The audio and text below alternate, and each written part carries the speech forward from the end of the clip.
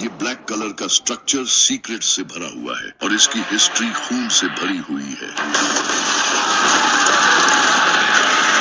इस काबे का आपके दिल से जुड़ा एक राज है जो कि आज आप जानने वाले हो, तो चले जानते हैं। अगर काबा की हिस्ट्री को देखा जाए तो ये हजरत आदम के टाइम की है। काबा को सबसे पहले हजरत इब्राहिम अलैहिस्सलाम ने नहीं बल्कि हजरत आदम ने इबादत करने के लिए बनाया था, लेकिन फिर इसके कई सदियों बाद हजरत नूह अलैहिस्सलाम के टाइम पर पूरी दुनिया में एक बड़ा फ्लड आया जिससे काबा डिस्ट्रॉय हो गया और सिर्फ इसके कुछ निशान रह गए थे जिनका नबियों और फरिश्तों को पता होता था। लेकिन फिर एक दिन इस दुनिया में अल्लाह के खलील का जन्म हुआ, इब्राहिम। हजरत इब्राहिम अलैहिस्सलाम अल्लाह से शदीद मोहब्बत करते थे और उन्होंने अल्लाह के लिए अपनी हर एक अजीज चीज कुर्बान की। हजरत इब्राहिम अलैहिस्सलाम उस वक्त फिलिस्तीन में रहते थे, तो एक दिन अल्लाह ने हजरत इब्राहिम अलैहिस्सलाम को हुक्म दिया कि वो काबा को तामीर करें। हजरत इब्राहिम अलैहिस्सलाम ने जहां पहले काबा था उसके आसार ढूंढे और वहां काबा बनाना शुरू किया। हजरत इब्राहिम अलैहिस्सलाम ने पास के पहाड़ों से पत्थर उठाकर काबा को बनाना शुरू किया।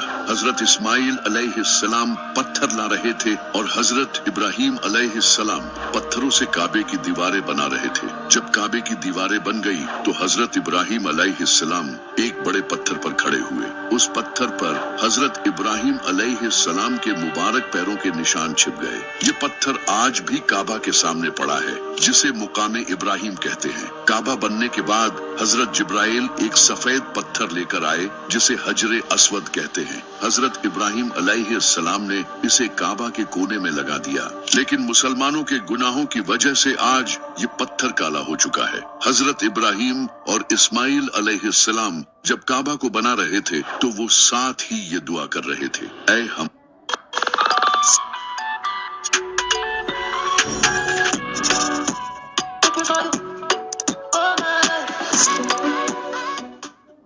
हमारे हमसे ये कबूल फरमा, बेशक तो सुनने वाला और जानने वाला है। ऐ हमारे रब, हमें अपना मुसलमान बना और हमारी नस्ल से एक मुसलमान उम्मत बना जो तेरी फर्मा बरदार हो। जब हजरत इब्राहिम अलैहिस्सलाम ने काबा को बनाया था तो उस वक्त काबा स्क्वायर नहीं बल्कि रेक्टेंगुलर शेप में था, और ये जो हिजरे इस्माइल वाली जगह है ये भी उस वक्त काबा में इंक्लूडेड थी।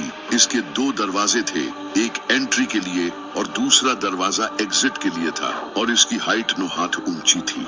इसके बाद हजरत इस्माइल अलैहिस्सलाम की नस्ल वक्त गुजरने के साथ साथ काबा की देखभाल करती रही और आहिस्ता आहिस्ता लोगों ने काबा में बुत रखने शुरू कर दिए। फिर साल 570 ईस्वी में जब नबी सल्लल्लाहु अलैहि वसल्लम की पैदाइश का साल आया तो इसी साल एक इंसान ने काबा पर हमला करने का प्लान बनाया। इसका नाम अब्राहा था।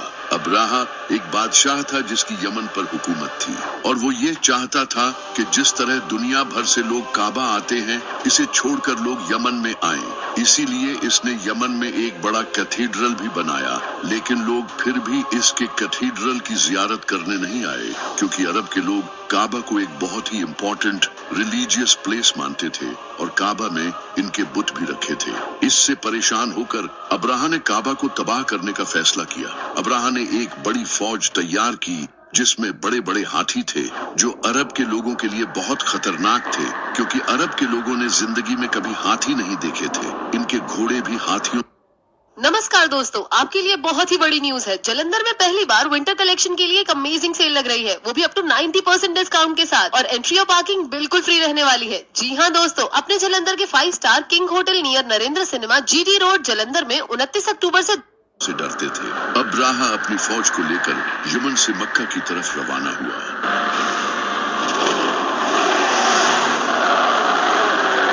रास्ते में आने वाले टाउन्स और कबीलों पर कब्जा करता गया। इसी दौरान इसने कुछ ऊंट हथिया लिए, लेकिन इन ऊंटों के मालिक का नाम अब्दुल मुत्तलिब था।